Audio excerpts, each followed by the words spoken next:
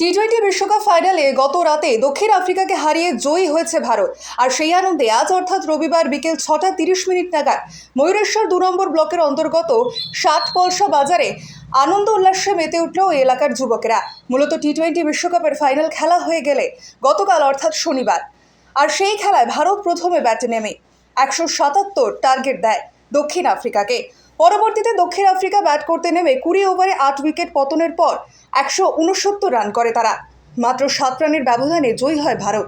আর সেই আনন্দে আজ অর্থাৎ রবিবার ময়ূরেশ্বর 2 নম্বর ব্লকের অন্তর্গত 60 পলসা বাজারে বিভিন্ন রকম বাজনা নিয়ে ভারতীয় পতাকা মাথায় করে একটি শোভাযাত্রার আয়োজন করলো ওই এলাকার যুবকেরা।